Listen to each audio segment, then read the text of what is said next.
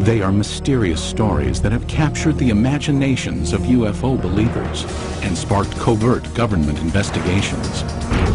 It was a gigantic object, 300 meters in diameter. It made very strange aerial maneuvers. But these are not celebrated American paranormal incidents. These UFO episodes took place in a country for years, shrouded in secrecy. Behind the scenes, the Russian government, the Russian military take this phenomena very seriously. They've been lying directly to their own people.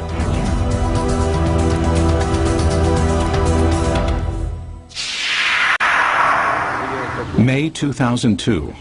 In a remote area 100 miles outside of Moscow, an investigative team from Kosmopoisk, a group that studies UFO sightings, searches for signs of UFO activity. We are going to enter the forest. This is the place pointed out by local people to be the destination of different types of UFOs. Soviet ufologists have been active since the 1960s. They claim that for decades, thousands of citizens have witnessed the appearance of unexplainable objects in the skies over Mother Russia.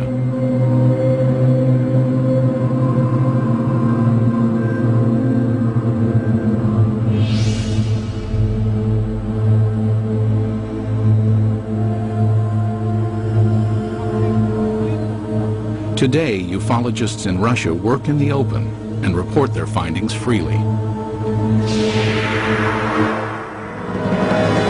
This was not always the case. Before the policy of glasnost was introduced in 1985, independent investigations of UFOs in the former Soviet Union were conducted in a climate of secrecy and fear. At times, official government policy denied the existence of UFOs and any UFO activity, and prohibited anyone from reporting otherwise. The UFO research in the former Soviet Union was a very complicated matter because one had to deal with overall state secrecy. Meanwhile, the Soviet government was involved in covert UFO investigations of its own. We know that the Russian government studied this secretly for a period of 40 years. We know that they took it very seriously. We also know that there have been various attempts, including more recent ones, to put a spin on this to say, there's nothing to it. That's a bunch of baloney. The results of the Soviets' most far-reaching secret UFO study became public in the year 2000. The inquiry started in 1978 and took 13 years to complete. The investigative team consisted of top scientists and military experts, and was completely clandestine. Certainly, this collaboration between the Academy of Sciences and the Ministry of Defense was not paraded. I mean, formally, these studies were closed. Classified organizations took part in these studies. This research should have a secret character. Colonel Boris Sokolov was the coordinator of the investigation. Shortly after the fall of the Soviet Union, he met with American investigative journalist George Knapp. Sokolov told us that just as in America, 90 to 95% of these cases could be explained away, but the remaining 5 to 10% could not be easily explained. The 13-year Soviet UFO study scrutinized some of the most puzzling sightings in Russian history. In 1968, a cameraman documenting a test of a Soviet jet fighter noticed a huge triangular object in the sky. He focused his camera on the object and caught it on film. In 1977, an unusual aerial display sent tentacles of light streaming down over the town of Petrozavodsk. Some claim the event caused fine holes to be glazed in glass windows and concrete. In 1982, military personnel at an intercontinental ballistic missile base witnessed several brilliantly lit orbs overhead. Seconds later, a warning light indicated a missile had switched to the prepare to launch mode. Had an alleged UFO come close to starting a nuclear attack?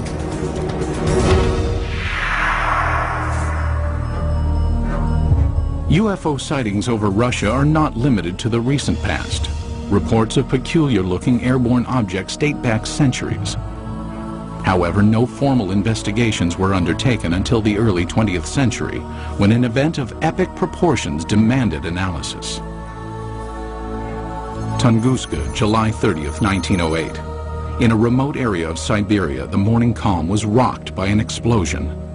The powerful blast was heard 1,000 miles away.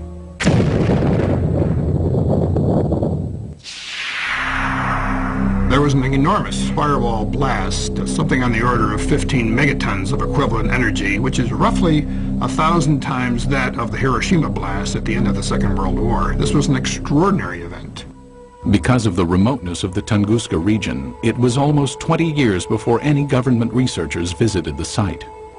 The first expedition to reach Tunguska was headed by Russian mineralogist Leonid Kulik.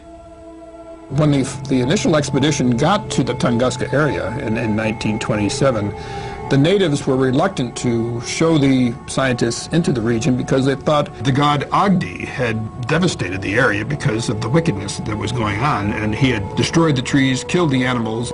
Kulik eventually convinced locals to direct him to the blast location. Believing a meteorite had caused the massive explosion, Kulik assumed he would find a crater at the point of the meteorite's impact.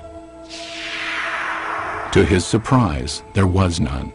He looked for meteorite samples on the ground because often when an object hits the Earth, it throws up debris, and the debris is recoverable around the edges of the crater. But of course he didn't find that either. What Kulik discovered has stirred UFO debate for decades. At the blast's epicenter was a frozen swamp with an untouched clump of fully grown trees in the middle.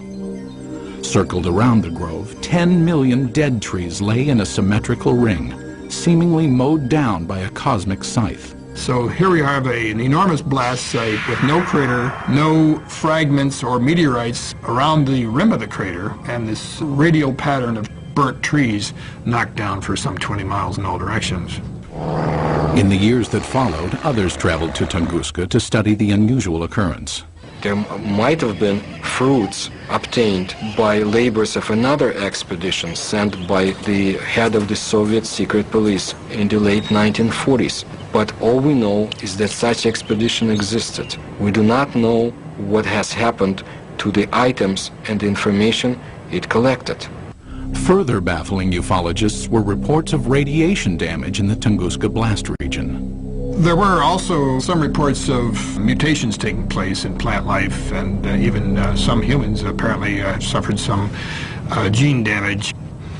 In 1947, Russian Army Colonel Alexander Kazantsev developed a remarkable theory based on information about the devastating consequences of America's atomic bomb attacks on Japan.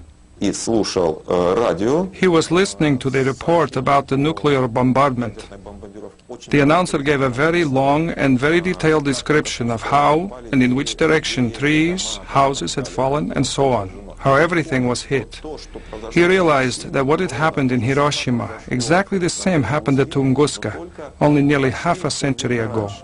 Kazantsev hypothesized that the nuclear-like devastation seen at Tunguska must have been caused by the crash of a nuclear-powered alien spacecraft. But the scientific community rebuffs the UFO theory. Scientists claim the Tunguska explosion was caused by a rare but explainable natural event.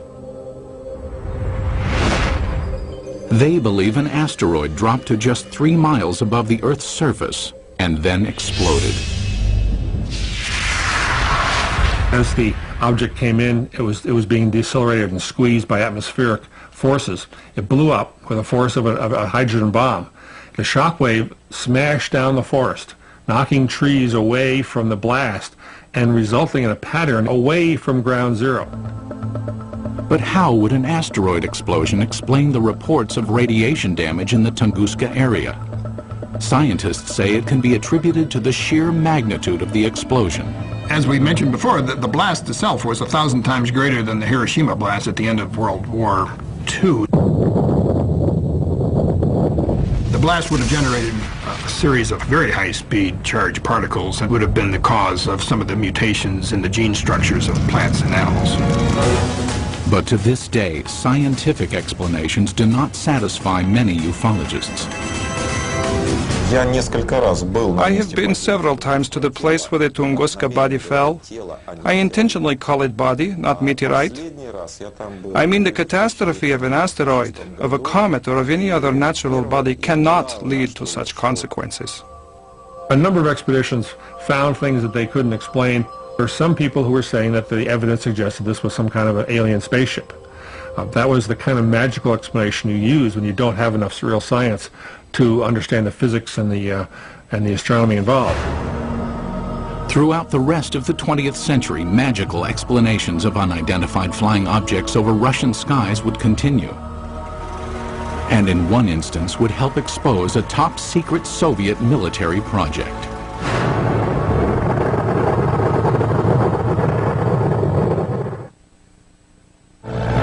It was 1948. World War II was over, but the Cold War was just beginning. Soviet leader Joseph Stalin had initiated the Berlin blockade and directed his scientists to develop a nuclear weapon to rival that of the United States. It was during this period that some claim Stalin grew concerned about UFOs. It is said his interest stemmed from reports of a 1947 UFO incident in Roswell, New Mexico. New Mexico in 1947 would have been a hotbed of Soviet espionage because we had all kinds of stuff there. The 509th Bomber Wing, the only atomic bomber wing group. Purportedly, Stalin ordered Sergei Korolev, the founder of the Russian space program, to analyze information about the supposed Roswell crash and report his findings. Mr. Korolev came up with an answer. Yes, UFOs exist. No, they present no immediate threat. And after evaluating the information, all that the Russians had acquired on Roswell and on UFOs, Korolev concluded UFOs are real. They appear to be intelligently controlled. That's what he told Stalin, and Stalin in turn said, that's what my other people have concluded as well. While concrete proof of the conversation does not exist, several Soviet scientific agencies did begin investigating UFOs in the ensuing years. Stalin, after getting this information about Roswell and UFOs in general, did the same thing basically that the American government had been doing. He condemns UFOs in public and then conducts secret tests behind the scenes. He had all sorts of high-level scientists who would research the problem for him and then report to military officials, all behind the scenes. Also hidden from public view were UFO reports culled from Soviet Air Force pilots.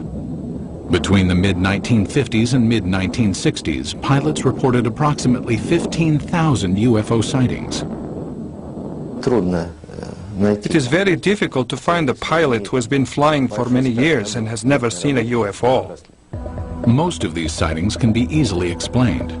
In an era of superpower distrust, flights of American spy planes and spy balloons were common over Soviet skies. But investigative journalist George Knapp, who has viewed portions of the Soviet UFO files, found some of the pilot sightings perplexing. There were 40 instances where Russian warplanes were sent after UFOs. This is not temperature inversion, this is not a weather balloon, this is not swamp gas, these are craft floating around in the airspace of Russia, and they sent warplanes to go chase them. While pilots continued to report strange objects in the sky, none could offer tangible evidence to support their claims. But in 1968, over the skies of Riga, Latvia, an alleged UFO sighting was caught on film. As a Soviet propaganda film crew documented a test flight of a fighter interceptor jet, the pilot noticed an unusual object high in the sky.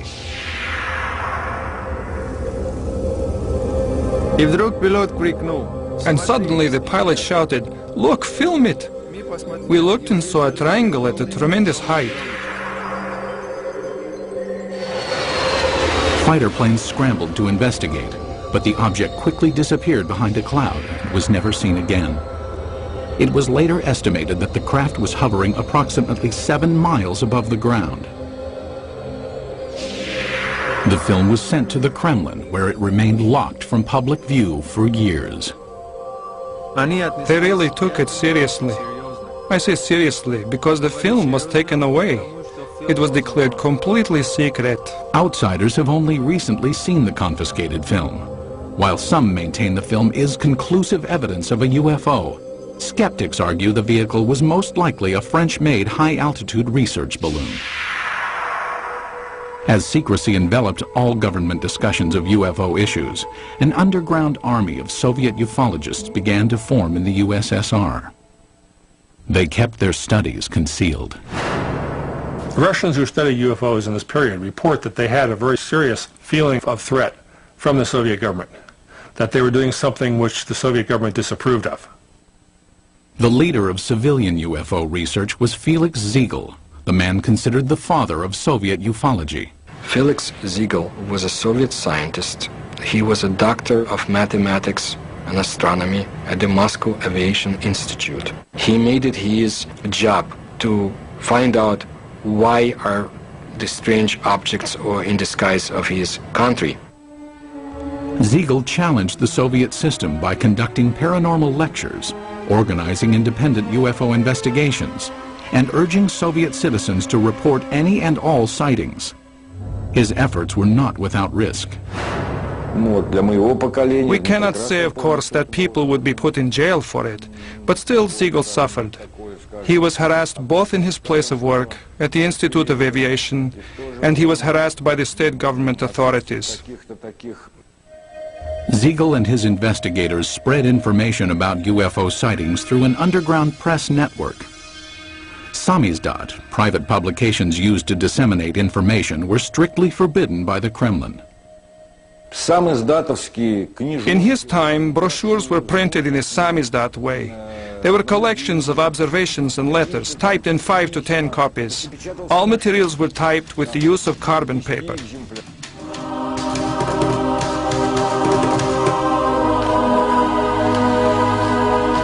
Samizdat papers were distributed by trustworthy messengers who secretly carried the copies from one person to the next.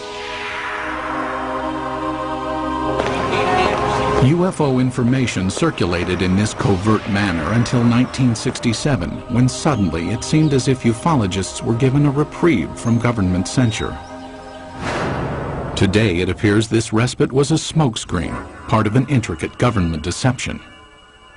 The complex ruse began in 1967 when citizens reported multiple sightings of crescent-shaped UFOs over the skies of the Ukraine and the lower Volga Valley. It was also seen as far south as the Caucasus Mountains, where many astronomers in observatories in the Caucasus Mountains would see these objects flying horizontally from west to east, crescent-shaped, heading toward the east. For reasons unknown at the time, the government allowed press coverage and independent study of the sightings. Felix Ziegel was granted permission to form a government-sanctioned investigative committee made up of over 200 scientific and military experts. In October 1967, they convened at the Central House of Aviation and Cosmonautics in Moscow. Their goal? Determine the cause of the mass sightings. On television and in newspapers, Ziegel's committee appealed to Soviet citizens to report information on UFOs. For the first time in Soviet history, UFOs seemed to be an open topic. It was like a breath of fresh air. Freedom of discussion about a forbidden subject was permitted to the Soviet citizens, and this was something unheard of. And alas, it did not last long. Within a few months of Ziegel's televised appeal, the steel jaws of Soviet censorship clamped down. Reporting of UFOs was once again off limits. The subject was dropped from the controlled media, and Ziegel's committee was ordered to disband. The committee was to encourage people to report. As soon as the reports began to gather, somebody in Moscow quashed the activity, canceled the committee, canceled publication of further works, and put a lid on it. Cries of a Kremlin whitewash were immediately sounded. Why the cover-up takes place, I don't know. Is there a cover-up? There's no question about it. But what they were covering up is the question. UFO buffs believe they were covering up alien visitations. I think the evidence is clear they were covering up descriptions of their own secret military aircraft and missile activities and satellite activities. Scientist and NASA consultant James Oberg came to this conclusion in 1977 after studying Soviet space vehicle launch patterns and comparing them to the dates of the 1967 sightings. He deduced that the crescent-shaped objects witnessed in the sky were not alien in nature, but could be attributed to secret tests of a new Soviet missile warhead.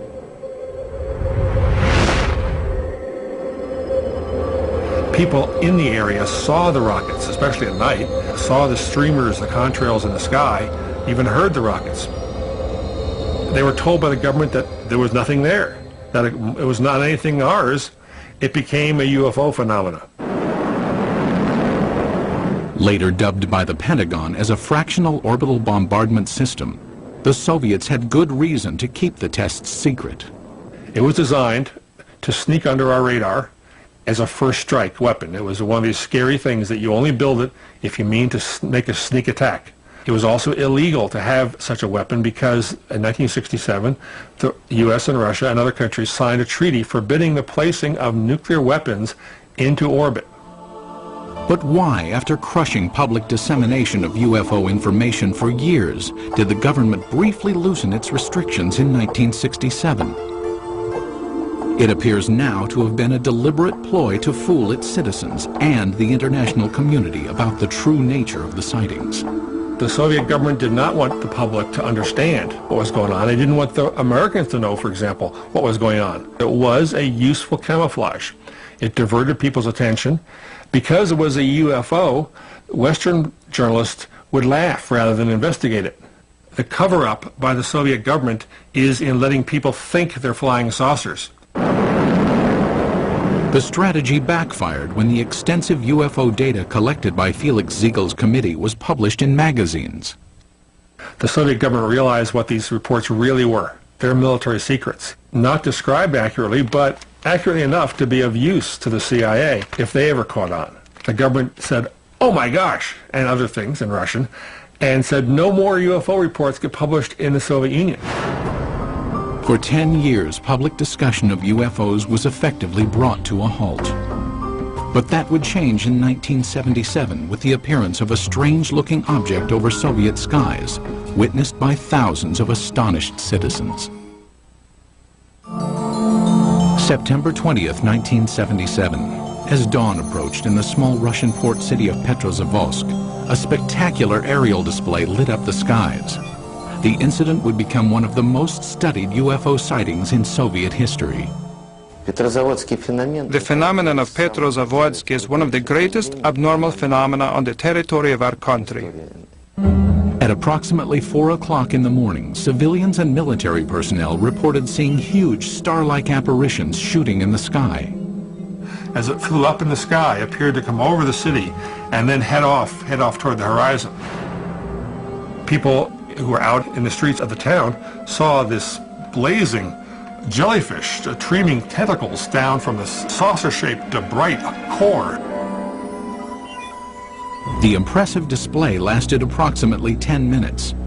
Witnesses claimed that a host of strange occurrences on the ground accompanied the sighting.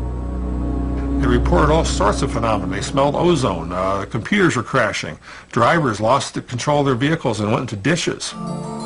Perhaps the phenomenon most difficult to explain was the appearance of finely glazed holes in glass windows and rocks around the city. There is no explanation for this fact, but the connection is direct by the time parameters.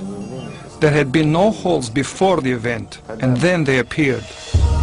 Witnessed by thousands, the aerial display above Petrozavodsk was impossible to refute. While the sighting remained a mystery to Soviet citizens, NASA consultant James Oberg quickly discovered its origins. Because of my connection with the space program and my knowledge of satellites and rockets, I was able to find out within a matter of hours. There was a rocket launching that morning from a secret space center north of Moscow at precisely the time people were seeing this UFO. The jellyfish-like display was triggered by the launch of the Cosmos 955 spy satellite. As the rocket engine contrails were backlit by the rising morning sun, it produced the tentacle effect observed by witnesses. So this what they call basically the smoking gun of Soviet ufology. They call it a Medusa, or jellyfish UFO, because it was streamers of light coming down from the streamers in the rocket engines of the rocket, as it turned out. As with previous mass sightings, the government had ample reason to keep the truth hidden from Soviet citizens. The satellite was launched from a secret military space center called Plesetsk, one of several undisclosed missile bases scattered throughout the Soviet Union. Most ufologists accept the satellite launch as the cause of the aerial display. But many argue it does not fully clarify the mystery. How shall we explain the appearance of some beams that burnt the glass? When the pieces of the glass were analyzed at the Institute of Metrology in Moscow, they concluded that these holes resulted from badly glazed window glass. That is, a purely technical defect took place. I do not believe that the launch of a secret military satellite would explain the holes that were made in the glass. My personal opinion, no, this was not man-made technology that's responsible for such effects. There were some reports of holes being drilled into glass window panes and in paving stones. I saw those reports. I can't explain it. And all these sorts of additional phenomena, these additional reports, are typical of what happens when people see a very sudden, shocking sight in the sky and look around them for corroborative evidence. Most of the time, it's irrelevant, independent, and sometimes even imaginary. While the mysterious holes might never be fully explained, the Petrozavodsk incident had much deeper consequences inside the walls of the Kremlin. The upshot of this incident was the decision of the Soviet government to create a secret program to study UFOs. In the weeks following the Petrozavodsk sighting, the Soviet Academy of Sciences received inquiries from several European nations concerned about the nature of the event. In response, the Academy of Sciences requested permission from the Kremlin to initiate a top-secret investigation of anomalous occurrences. Although aware the majority of these events were not paranormal in nature, the scientists admitted in their request that they could not provide a scientific basis for all UFO sightings. The Academy of Sciences can neither ignore or explain the paranormal phenomena similar to that observed in September 1977 in Petrozavodsk. The program was organized to show that we did not know the answers to these questions and would be studying it on the scientific level. That was the way the official scientific program for studying abnormal phenomena and extraterrestrial flying objects started its work in the Soviet Union. In 1978, the investigation that later became known as Institute 22 was formally started. The study lasted 13 years and was completely concealed from public view. But why did the Soviet government spend time and money to investigate a phenomenon it already knew the origins of? There's really no surprise that the Soviet military, even if they understood the nature of most of these reports, would still investigate them. The Soviets traditionally spied on themselves as severely as they spied on the West. If they already knew that these are missile tests, why do they have to have a nationwide study behind the scenes? I mean, it's not like the results of the study were ever going to be published anywhere. It was a secret. So it makes no sense. While the rationale for the beginnings of the study is still debated, there is no doubt the scope of the investigation was far-reaching. The Institute 22 inquiry was conducted jointly between the Soviet Academy of Sciences and the Ministry of Defense. It was very useful for the Academy of Sciences to collaborate and to carry out studies together with the Ministry of Defense, because naturally it was much easier for the Ministry of Defense to get the information we had no access to. The armed forces were ordered to study what, if any, influence possible UFOs might have on the proper functioning of technical military equipment. In addition, hundreds of thousands of sailors, soldiers, and pilots were recruited to watch for and report on UFOs. No one was told why the reports were being taken. The Ministry of Defense has an enormous observance potential. First, military units are located all over the country. Second, unlike civil organizations, an order from the Minister of Defense is sufficient for making a potential viewer of each military man, and this was done. Every single unit in the vast Soviet military empire had to comply with this study. That is, any UFO, any anomalous object, any ball of light, any strange thing in the sky whatsoever had to be fully investigated. Scientists were directed to investigate the physical nature of alleged paranormal phenomena. The data collected by the military and scientists was analyzed in a lab located in a nondescript building in a suburb of Moscow. The personnel of the laboratory were not numerous, not more than 10 people, and this number was never exceeded. But the specialists from almost all the scientific areas worked there, from a physician to specialists in radioelectronics, meteorology, and astrogeophysics. Practically all the specialists were represented there. It was done in order to study all possible aspects of UFOs.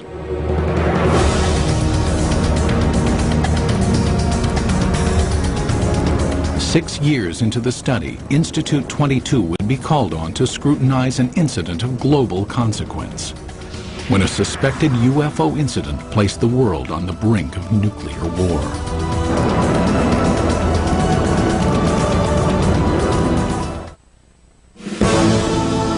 The early 1980s were a time of tense relations between the Soviet Union and the West. The era of détente had ended, and the Russian landscape was studded with intercontinental ballistic missile silos. Each contained nuclear weapons aimed westward. It was at one of these silos that a reported UFO incident caused a nuclear scare. Today, this ICBM silo in the Ukraine is deserted, dismantled in compliance with a nuclear arms reduction treaty between the US and USSR. But at this silo in 1982, something went terribly wrong.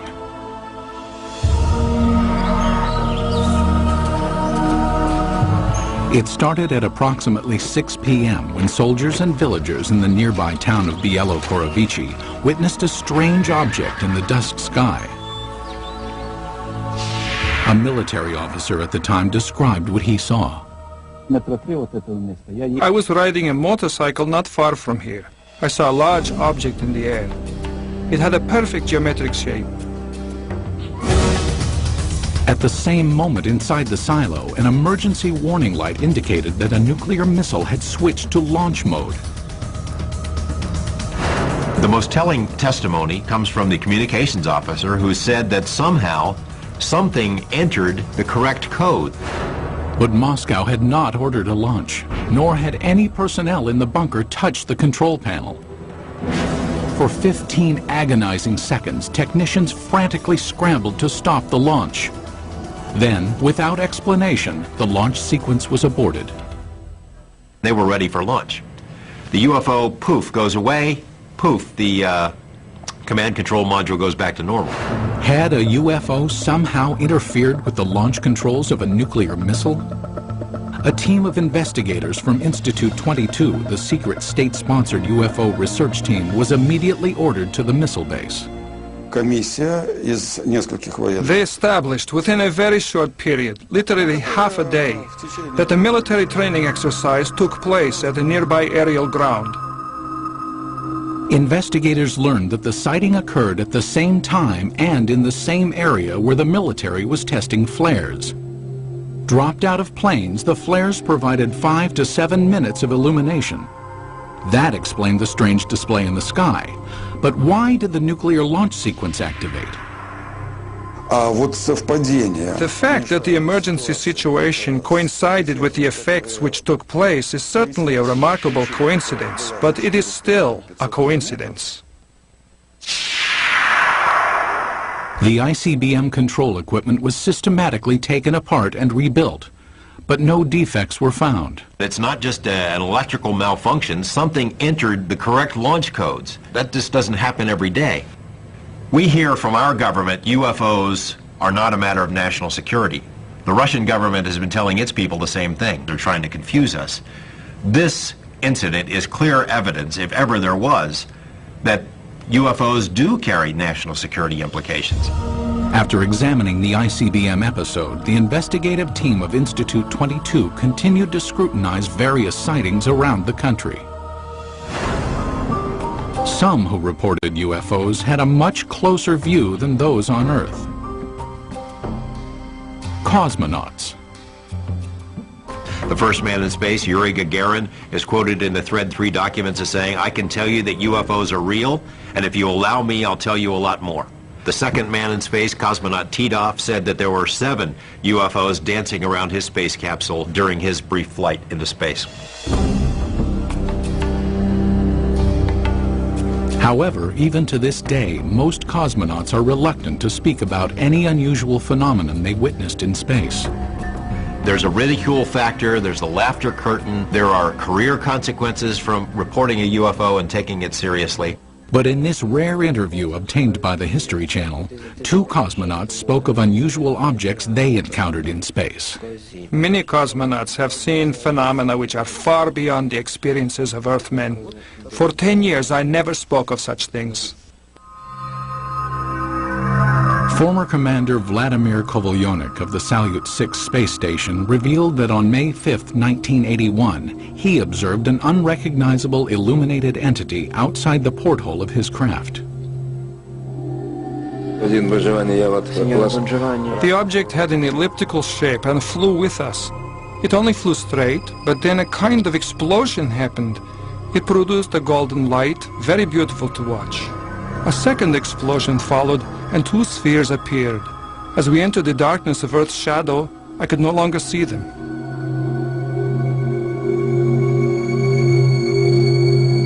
On a Mir mission in 1991, cosmonaut Musa Manarov managed to videotape an anomalous object during a routine docking procedure.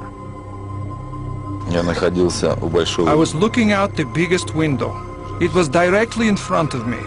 I am familiar with the construction of all spaceships, but this was different. There is ongoing debate about sightings of unidentified objects by cosmonauts and American astronauts alike.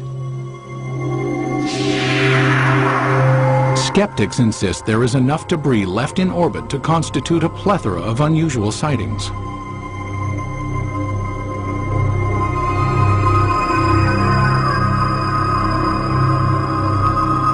As cosmonauts traveled amidst the stars, the 1990s saw major changes take place on Soviet soil. When the walls of communism crumbled, American UFO investigator George Knapp ventured to Russia, hoping to discover just what secrets the Soviets had been hiding about alien encounters. What he found was startling. Beginning in the mid-1980s, the leaders of the United States and the Soviet Union conducted several summits aimed at reducing both nuclear arms and tensions between the 2 superpowers. Shortly after one such meeting, President Ronald Reagan revealed he and Mikhail Gorbachev had discussed the topic of alien encounters. I couldn't help but say to him, just think how easy his task and mine might be in these meetings that we held if suddenly there was a threat to this world from some other species, from another planet, outside in the universe. We'd forget all the little local differences that we have between our countries. Reagan made 5 different public statements, including one to the United Nations, that, well, boy, wouldn't it be something if UFOs were suddenly a threat to us and we'd all get together? And so Gorbachev kind of responded, yeah, it sure would. You know, we would get together. Lo and behold, we did get together. You know, the wall came tumbling down, perestroika, glasnost. With the collapse of the Soviet Union came a new era of openness in Russia. Thousands of miles away in Las Vegas, Nevada, investigative journalist George Knapp, who had studied many American UFO incidents, realized the time was perfect to explore Russian reports. 3 years ago, we have succeeded in obtaining several hundred pages of secret Russian UFO documents and photos. Other Western journalists followed. Today, it's a new ballgame. The lid has been dropped on government UFO files, although there is still plenty of information to be found. It occurred to me, now may be the time to go ahead and try to find out what the Russians know about UFOs. It was a tumultuous, crazy time, but a wonderful time to be there as a journalist. In 1993, Knapp traveled to Russia and was introduced to Boris Sokolov, the coordinator of Institute 22. Like many government-funded scientific projects from the era, Institute 22's funding had been cut and the project disbanded. Sokolov provided Knapp with some of the recently declassified UFO files, containing information on the cases that were more difficult to explain. he had culled from the thousands of reports some of the most interesting ones and had kept them in these binders, and we were able to get them and bring them back. Why would the Russian military study all of this stuff? Colonel Sokolov said it was a very practical reason. They knew that UFOs could do things that their planes couldn't. Figured by studying it, they may be able to get an advantage over us in terms of stealth technology. Upon returning to the United States, Knapp made some of the files public. As a result, Colonel Sokolov was ridiculed by some back in his homeland. Officially, Russia was a democracy, but the communists still had a lot of influence. There were communist newspapers that attacked him broadly as being a sellout to Mother Russia. But the public scorn Sokolov endured was certainly less severe than the consequences he might have been subject to in the old Soviet Union. My friend put it this way. He said, if this had happened 5 years ago, we would be in prison. If it had happened 10 years ago, we'd all be shot for giving up these secrets. But in 2000, the relaxed political climate allowed Sokolov and scientist Yuli Platov to publish a report summarizing the findings of Institute 22. Entitled The History of UFO State Research in the USSR, the report concluded that of the 3,000 UFO sightings investigated, 90 to 95% of the incidents could be attributed to man-made phenomenon, mostly missile launches and research balloons. The remaining 5 to 10% could not be easily explained. He was not willing to conclude that any of these things were extraterrestrials or interdimensionals or aliens from the future or anything of that sort. The thing is that before, the enthusiastic ufologists had affirmed in literature that all we saw was due to contacts with the extraterrestrial civilizations. No. It turned out that only a very small percentage of events remained unexplained. But in a land that for so long concealed information and suppressed dialogue, many ufologists wondered if the report revealed the entire truth. There is a vast treasure trove of KGB documents on this topic somewhere that no one has ever seen. And I know the KGB did release some documents in the early 90s, but it is presumed by a lot of folks that the best stuff is still hidden in a vault somewhere. What happened to the files? Who keeps them? Until we ourselves go through the files, we cannot say whether what Mr. Platov and Mr. Sokolov say is true. It will probably never be known exactly how many Soviet UFO files remain classified, or what they contain. Most in the scientific community doubt any smoking guns exist in the unseen files. People in Russia still have a very powerful sense of gossip and rumors, because under Soviet days, so many things were illegal to talk about, illegal to know. So they replaced the reality with a very rich mythology. UFOs became part of that mythology in Russia, and it's still a very powerful theme over there. But many UFO enthusiasts remain suspicious, believing that the proof of alien encounters exists and is still being hidden.